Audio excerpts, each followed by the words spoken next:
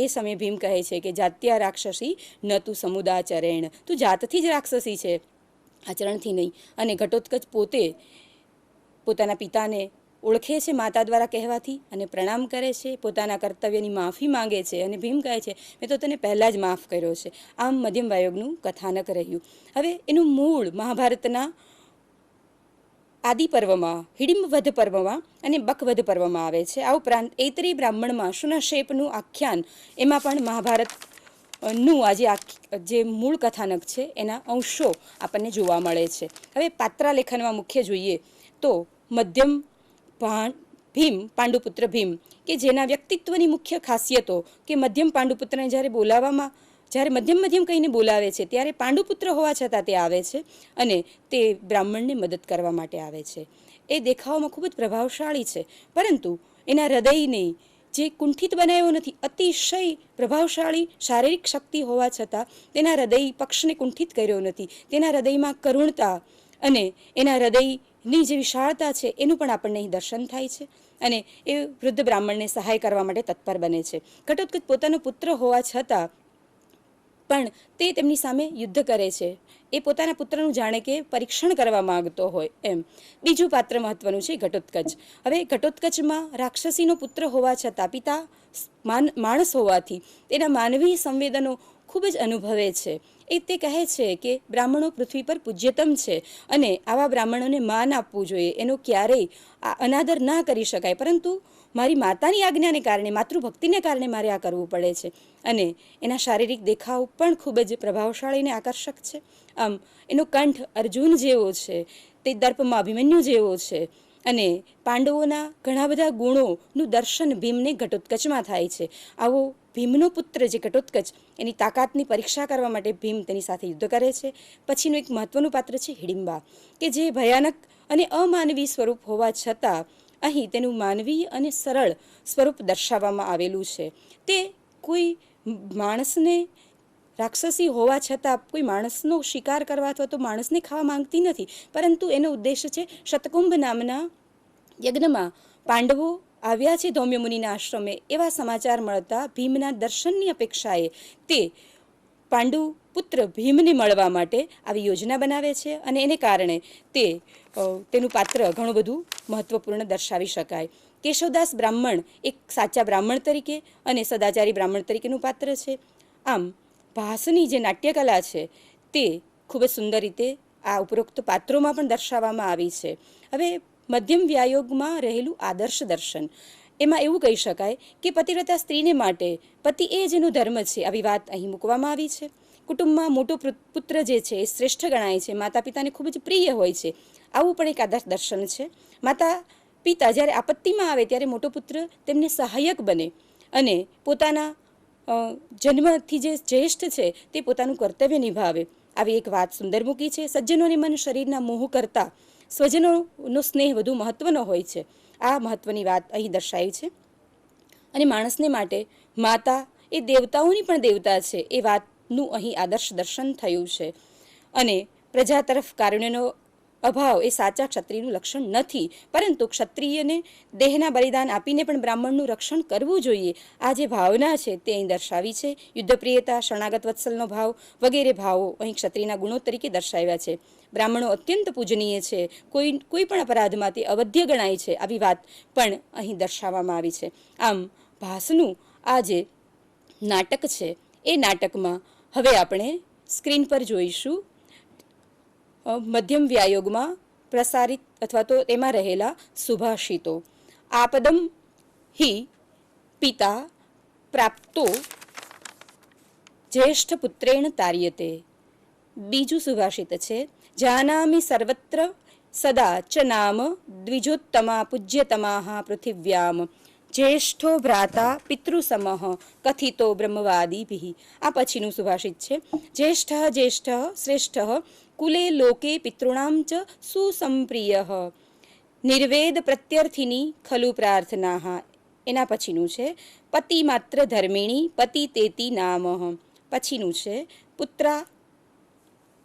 પુત્રા પેક્ષિણી ખલુ પિતૃ હૃદયાની પૂજ્યતમા ખલુ બ્રાહ્મણાઃ.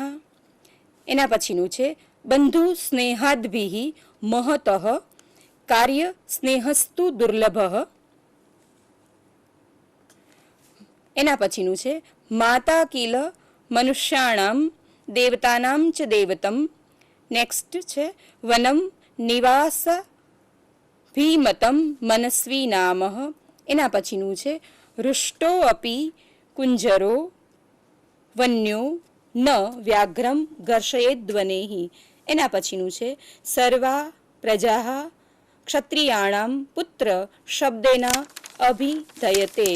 આમ જો જોઈએ તો આ નાટકની મહત્વપૂર્ણના સુભાષિતો અહીં દર્શાવવામાં આવેલા છે. આ નાટક મધ્યમ વ્યાયોગ જે છે વ્યાયોગ પ્રકારનું રૂપક છે. સંવાદ કલા પણ સુંદર રીતે દર્શાવવામાં આવેલી છે અને નાટ્યકલાની દ્રષ્ટિએ પણ આ નાટકને ખૂબ સુંદર રીતે દર્શાવાયું છે. એક દિવસ સવારથી સાંજના પ્રસંગનું અહીં આલેખન છે. બીજું નાટક જો જોઈએ તો એ છે કર્ણભાર. કથાનક ખૂબ જ સુંદર કથાનક અહીં દર્શાવ્યું છે. કર્ણના જીવનની ખૂબ જ કઠિન ઘટનાઓ અથવા તો કઠિન સમયને વિશ્વવિખ્યાત અને લબ્ધ પ્રતિષ્ઠિત એવો દાનવીર કર્ણ અને શ્રેષ્ઠ પુરુષ તરીકેના એના જીવનની જે ઘટનાઓ છે એનું અહીં વર્ણન કર્યું છે. કર્ણ યુદ્ધભૂમિ તરફ જવા માટે તૈયાર થયો છે અને એ યુદ્ધભૂમિ તરફ જતો કર્ણ એના હૃદયની વ્યથા, એના હૃદયનો જે ભાર છે, મનોભાર છે, કર્ણસ્ય ભારઃ ઇતિ કર્ણભારઃ ઇતિ કર્ણભારઃ. આમ કર્ણભારની જે વ્યાખ્યા આપવામાં આવી છે તે અનુસાર કર્ણના હૃદયમાં યુદ્ધભૂમિ પર જતા જે પરિતાપ થાય છે, જે વેદના છે, એ વેદનાનું અહીં તાદૃશ્ય વર્ણન કરવામાં આવેલું છે. જ્યારે જાય છે યુદ્ધભૂમિ પર એ સમયે તેના મનમાં અતિશય પરિતાપ છે અને અતિશય પરિતાપ હોવાના કારણો પણ છે એની પાસે. અને જાણે કે એના ઘોડાઓ આંખો મીચી જાય છે અને યુદ્ધભૂમિમાંથી પાછા ફરવાનું ઉલ્લેખ કરતા હોય, જાણે અપશુકનો થતા હોય એવો પ્રસંગ અહીં દર્શાવવામાં આવ્યો છે. હાથીઓ યુદ્ધભૂમિ પર જતી વખતે એના હાથીઓ પણ જ્યારે પીછેહટ કરવાનું સૂચન કરતા હોય એવું દર્શાવાયું છે. અને સાથે સાથે શંખ અને દુદુંભીઓ જે શબ્દહીન બની ગયા છે. આવું એક નકારાત્મક વાતાવરણ કર્ણના જીવન પર છવાયું છે અને એટલું તેજસ્વી સૂર્ય સમાન કર્ણ હોવા છતાં એના પરિતાપરૂપી વાદળોને કારણે જાણે કે એનું તેજ એકદમ ઓછું થયું છે, નિસ્તેજ બન્યો છે. એવા કર્ણના મનની વ્યથા, એના મનનો જે ભાર છે, એક્સલન્સ છે, એ અહીં દર્શાવ્યું છે. અને એ સમયે જ્યારે જાય છે ત્યારે છતાં કર્ણ પોતે હિંમત હારતો નથી અને એક આદર્શ ખૂબ જ શૂરવીર યોદ્ધાની માફક એ યુદ્ધભૂમિ તરફ જવા આગળ વધે છે. આવા સમયે ઇન્દ્ર બ્રાહ્મણનું રૂપ લઈને કવચકુંડળ દાનમાં લેવા માટે મહત્તરામ ભિક્ષામ યાચે એવું કહીને કર્ણની પાસે આવે છે. અને એ સમયે કર્ણ પોતે ઇન્દ્રની યોજના જાણતો હોવા છતાં પણ પોતાના કવચ અને કુંડળને આપી દે છે, કારણ કે તે માને છે કે ઉત્તમ ચ દત્તમ ચ તથૈવ તિષ્ઠતિ. અને જ્યારે શલ્ય કહે છે કે સારથી શલ્ય બોલે છે કે તમે છેતરાયા છો. કર્ણ કહે છે કે શક્રઃ ખલુ મયા વંચિત, ખરેખર તો ઇન્દ્ર મારા વડે છેતરાયો છે. આવું જે કથાનક છે એ કથાનકની સાથે સાથે આ કૃતિમાં વર્ણવાયેલા જે પાત્રો છે એમનું પણ આગવું મહત્વ છે. અને જ્યારે કહે છે કે ઇન્દ્ર મારા વડે નથી છેતરાયો, કેમ કે ઇન્દ્ર પોતે એક યાચક બનીને આવે છે. ઇન્દ્ર એ સ્વર્ગનો અધિપતિ છે, દેવાધિદેવ છે અને એને મારી પાસે યાચક બનીને આવવું પડે છે. એ વાત જ દર્શાવે છે કે ઇન્દ્ર મારા વડે છેતરાયો છે. અંતે એવું બને છે કે ઇન્દ્રને પોતાને પશ્ચાતાપ સ્વરૂપે વિમલા શક્તિ નામની શક્તિ પ્રદાન કરે છે, કર્ણને પ્રતિદાન સ્વરૂપે આપે છે, પરંતુ કર્ણને સ્વીકારતો નથી. અને સાથે સાથે બ્રાહ્મણનું વચન છે એટલે એને છેલ્લે સ્વીકારે પણ છે. અને આમ એ મૃત્યુનો વિજેતા એવો કર્ણ અહીં આ કથાનકમાં દર્શાવ્યો છે. હવે મુખ્ય પાત્રો જો જોઈએ તો એમાં છે મુખ્ય પાત્ર કર્ણનું. કર્ણને સૂર્યપુત્ર કર્ણ હોવા છતાં ધીરોદાત્ત નાયક છે અને કાંતિમાન યુદ્ધભૂમિ પર જવા માટે અગ્રગણ્ય સૂર્ય સમાન તેજસ્વી અને હૃદયમાં અભૂતપૂર્વ પરિતાપ અને જાણે કે અવસાદના સમુદરમાં અતલ ઊંડાણમાં જાણે એ એટલો બધો વ્યગ્ર છે કે એ વ્યગ્રતા શલ્યથી જોવાતી નથી.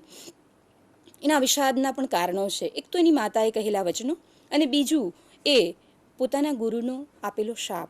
પરશુરામની પાસેથી એમણે જ્યારે વિદ્યા શીખી છે ત્યારે એ વિદ્યા એમને ખોટું બોલીને, જૂઠું બોલીને, અસત્ય બોલીને શીખી છે, અને પરિણામે કાલ વિફલાની અસ્ત્રાણી ભવંતુ તે એવો ગુરુ પરશુરામનો જે શાપ મળ્યો છે, એ શાપ અત્યારે જાણે કે એના શસ્ત્રોનું પરીક્ષણ કરતા એમને દેખાઈ આવે છે, જણાઈ આવે છે. એના શસ્ત્રો નિર્વીર્ય થયા છે, અને દિનતાથી જાણે પોતાના ઘોડાઓ આંખો મીચી ગયા છે, અને હાથી યુદ્ધમાંથી પાછા ફરવાનો સંદેશ આપતો હોય એવું દર્શાવવામાં આવ્યું છે. અને આ સ્થિતિમાં શલ્યને કહે છે, વિષાદ પામતો કર્ણ પણ શલ્યને આશ્વાસન આપે છે અને કહે છે, હતોપી લભતે સ્વર્ગમ જીતવા તું લભતે યશઃ ઉભે બહુમતે લોકે નાસ્તિ નિષ્ફળતા રણેહી. જો હું જીતીશ તો પૃથ્વી પર યશ પ્રાપ્ત કરીશ, અને જો હું હણાઈશ, મૃત્યુ પામીશ તો સ્વર્ગ પ્રાપ્ત કરીશ. આમ પોતાના જીવનમાં રણમાં જતી વખતે ડર શાનો, નિષ્ફળતાનો ડર શાનો, આમ કહીને કર્ણ યુદ્ધભૂમિ પર ઉત્સાહથી આગળ વધે છે. ત્યારે તેના જીવનનું મહત્વપૂર્ણ ઘટના આવે છે, અને ઇન્દ્ર બ્રાહ્મણનો વેશ લઈને આવે છે અને કહે છે, મહત્તરામ ભિક્ષામ યાચે. એ સમયે ઇન્દ્રને આપવા માટે, બ્રાહ્મણને દાનમાં આપવા માટે કર્ણ કહે છે કે આપને હું શું આપું? સુવર્ણ આપું, હાથી આપું, ઘોડાઓ આપું, ગાયો આપું, મારું રાજ્ય આપું, અગ્નિષ્ટોમનું ફળ આપું, આપ માંગો, આપને શું આપું? પરંતુ ઇન્દ્ર એ કશું સ્વીકારવા તૈયાર નથી. અને જ્યારે કર્ણ કહે છે કે દેયમ તથાપી કવચમ સહ કુંડલાભ્યાયમ, જ્યારે હું તમને મારા કવચ કુંડળ આપું, તરત જ કહે છે ઇન્દ્ર, દદાતુમ દદાતુમ, આપી દે, આપી દે. અને જ્યારે કર્ણ આપે છે કવચ અને કુંડળ, ત્યારે દાનેશ્વરી કર્ણનો મહિમા દર્શાવતા પોતે જણાવે છે, હુતમ ચ દત્તમ ચ તથૈવ તિષ્ઠતિ. આપેલું અને હોમેલું હંમેશા શાશ્વત રહે છે. આ એક સુંદર વાત અહીં મૂકવામાં આવી છે કે કર્ણ પોતે દાનવીરતાનું જે શ્રેષ્ઠતમ શિખર સર કર્યો છે, પોતાના જીવનનું દાન આપે છે, પોતાના અસ્તિત્વને જાણે કે એ મૂકી દે છે, ઇન્દ્રની સામે આપી દે છે. આવી વાત અહીં મૂકી છે. શલ્યરાજ કહે છે કે તમે છેતરાયા છો, ત્યારે કહે છે કે શક્રઃ ખલુ મયા વંચિતઃ, અને આમ દાનવ સંઘોનું મર્દન કરનાર, એવા આહુતિથી તૃપ્ત થનાર એવા ઇન્દ્રને પણ મારી પાસે માંગવા આવવું પડે છે. આવી વાત કર્ણ જણાવે છે. અને વિમલા શક્તિ જ્યારે આપે છે ઇન્દ્ર, ત્યારે પણ તેનો સ્વીકાર કરતો નથી. અને આમ કર્ણના જીવનનો ચરમોત્કર્ષ અહીં રજૂ થયો છે. આ નાટક એક સુંદર એકાંકી રૂપક છે, અને બધા પ્રસંગો એકબીજા સાથે સુંદર રીતે સમાયોજન, સુગ્રથિત રીતે વર્ણવવામાં આવ્યા છે. પાત્ર નિર્વહણ પણ ખૂબ સુંદર રીતે થયું છે, અને ભારતીય કલા પરંપરાને અનુરૂપ અહીં મૃત્યુ તરફ ધસતો, મૃત્યુની તરફ ગતિ કરતો એવો મૃત્યુનો વિજેતા કર્ણ દર્શાવ્યો છે. અને એની આ કૃતિમાં કર્ણનું જે અમર્ત્ય સ્વરૂપ દર્શાવ્યું છે તે ખૂબ જ મહત્વપૂર્ણ છે. આંતરિક જીવન અથવા તો આંતરિક તેજસ્વીતાએ તેના જીવનની કડવાશોને જાણે કે પલટી નાખી છે અમૃતમાં. આમ અમૃત નિષ્પત્તિનો એક પ્રચંડ પુરુષાર્થ કરનાર કર્ણના જીવનની મહત્વપૂર્ણ ઘટનાઓને દર્શાવતું આ જે રૂપક છે એ સુંદર છે, અને અહીં વીરરસ એ મુખ્ય રસ છે. આમ આ નાટક સુંદર રીતે દર્શાવાયું છે. આ ઉપરાંત ત્રીજું નાટક જો જોઈએ તો દૂતવાક્ય. દૂતવાક્ય એ સુંદર નાટક, ભાસની કૃતિ સુંદર છે. એમાં પાંડવો સાથે વેર ઉત્પન્ન થવાથી, એના કથાનકમાં વેર ઉત્પન્ન થવાથી રાજાઓ સાથે મંત્રણા કરવા માટે દુર્યોધન પોતે મંત્રશાળાનું નિર્માણ કરાવે છે. અને આ મંત્રશાળાનું નિર્માણ કરાવ્યા પછી એ પોતાના આસનસ્થ થવા બેસે છે, અને પોતાની સભામાં પૂછે છે કે 11 અક્ષોહિણી સેનાના સેનાપતિ થવા માટે કોણ યોગ્ય છે? ત્યારે શકુની જવાબ આપે છે કે જ્યાં સુધી ગાંગેય, ભીષ્મ અહીં હાજર હોય ત્યાં સુધી બીજા કોણ સેનાપતિ બની શકે? અને પુરુષોત્તમ નારાયણ પધાર્યા છે, એવું દૂત તરીકે પધાર્યા છે એવું જ્યારે કાંચુકી જણાવે છે, ત્યારે દુર્યોધન ખૂબ જ ગુસ્સે થાય છે, અને સર્વ સભાજનોને ઉદ્દેશીને કહે છે કે કૃષ્ણના સત્કારમાં કોઈએ ઊભા થવાનું નથી, અને જે કોઈ ઊભા થશે તેમને 12 સ્વર્ણભારનો દંડ કરવામાં આવશે. આથી કોઈએ ઊભા થવાનું નથી, અને કદાચ પોતે પણ ભયને કારણે ઊભો ના થઈ જાય તે જોવા માટે પોતે પોતાની જાતને એક બાજુ બીજી બાબતમાં ઇન્વોલ્વ કરવા માટે પોતે દ્રૌપદીના વસ્ત્રાહરણનું જે ચિત્રપટ છે તે મંગાવે છે અને એ જાણે જોતો હોય એ રીતે પોતે દર્શાવે છે અને વસ્ત્રાહરણના ચિત્ર પ્રસંગને જુએ છે. બીજા દ્રશ્યનું શરૂઆત થાય છે. કેશવના આગમનથી અહીંયા બધા રાજાઓ સંભ્રમિત થઈ જાય છે અને દુર્યોધન પણ એના પ્રભાવને કારણે પોતે હચમચી જાય છે. અને જ્યારે કૃષ્ણ પૂછે છે કે અરે સુયોધન હજી બેઠો છે, અને પોતાના સિંહાસન પરથી ગબડી પડે છે અને હાસ્ય નિષ્પન્ન થાય છે. અને કૃષ્ણ આવે છે, કહે છે, સંદેશો લઈને આવ્યા છે કૃષ્ણ. અને એ સમયે દુર્યોધન પૂછે છે કે શું ધર્મપુત્ર યુધિષ્ઠિર, વાયુપુત્ર ભીમ, ઇન્દ્રપુત્ર અર્જુન અને અશ્વિની પુત્રો નકુલ અને સહદેવ બધા મજામાં તો છે ને? એ સમયે કૃષ્ણ કહે છે કે એ બધા મજામાં છે, પરંતુ એનો જે કહેવાનો ઉદ્દેશ છે એ સમજી જાય છે અને કહે છે કે યુધિષ્ઠિરે સંદેશો મોકલાવ્યો છે કે તેમનું દાયાદ્ય એટલે કે પૈતૃક વારસાનું રાજ્ય તેમને આપવામાં આવે. એ સમયે દુર્યોધન ગુસ્સે થાય છે અને કહે છે કે શેનો વારસો? એ પાંડુપુત્રો છે જ નહીં. એ પાંડુપુત્રો હોય, આ તો કુંતી પુત્રો છે, પાંડુપુત્રો થોડા છે, અને એમને ક્યાંથી પૈતૃક વારસો મળી શકે? અને જવાબ આપે છે, રાજનીતિજ્ઞ તરીકે દુર્યોધન જવાબ આપે છે કે શત્રુઓને મારીને સહૃદય રાજકુમારો રાજ્ય ભોગવે છે, તેને કોઈ દાનમાં આપી શકતું નથી કે એને ભીખમાં માગી પણ શકાતું નથી. આથી પોતાના પરાક્રમથી રાજ્ય મેળવવાનું હોય છે. આવો જ્યારે જવાબ આપે છે ત્યારે કૃષ્ણ પોતાનું ધૈર્ય ગુમાવતા નથી, પરંતુ એ અર્જુનના પરાક્રમો દર્શાવે છે અને શ્રી કૃષ્ણ સાથે શાબ્દિક ચર્ચાઓ ચાલે છે, થોડી ઉગ્ર ચર્ચાઓ પણ ચાલે છે. અને કૃષ્ણ પોતાના ગુસ્સાને કાબૂમાં રાખે છે, છતાં પણ એમની સાથે ઘણી બધી ચર્ચાઓ થાય છે. અને એ સમયે કૃષ્ણ વિશ્વરૂપ ધારણ કરે છે. દુર્યોધન જ્યારે કહે છે કે આમને પકડી લો, અને એ સમયે એ વિશ્વરૂપ ધારણ કરે છે અને કૃષ્ણને દૂત તરીકે આવેલા કૃષ્ણને પકડવાનો જે પ્રયાસ કરે છે એ શક્ય બનતો નથી. તો આ કથાનકમાં મુખ્ય પાત્રો દુર્યોધન એક સમ્રાટ તરીકે રજૂ થયો છે, અભિમાની સમ્રાટ તરીકે. અને અભિમાની સમ્રાટ જે છે એ સમ્રાટ અને કૃષ્ણ દૂત તરીકે આવ્યા છે, એ બંને વચ્ચેનું અંતર જળવાવું જોઈએ. આ વાત અહીં ખાસ દુર્યોધનના પાત્રમાં જોવામાં આવી છે. પોતે દ્રૌપદીના અપમાનના બદલાને યાદ કરીને ચિત્રપટમાં પોતાનું ધ્યાન કેન્દ્રિત કરવા માટે બેસી રહે છે. આથી પોતાની પરિસ્થિતિ બદલવાનો જે પ્રયાસ કરે છે તે દુર્યોધનના પાત્રની વિશેષતા છે. અહીં કૃષ્ણનું જે પાત્ર છે એ ખૂબ જ નોંધપાત્ર વિશેષ સ્વરૂપે દર્શાવવામાં આવેલું છે કે મિત્રતાને વશ થઈને દૂતકર્મ કરવા કૃષ્ણ તૈયાર થાય છે. તેના વ્યક્તિત્વનો પ્રભાવ એટલો બધો જબરદસ્ત છે કે એના પ્રભાવથી પ્રભાવિત થયેલા રાજાઓ પણ ખૂબ જ પ્રભાવિત થાય છે અને એ સાથે સાથે એની જાદુ અસર પણ ઊભી થાય છે. આમ ઈશ્વર તત્વનું પણ અહીં દર્શન થયું છે. રસની દ્રષ્ટિએ જોતા વીરરસ પ્રધાન છે, અદ્ભુત રસ પણ નિરૂપાયેલો છે.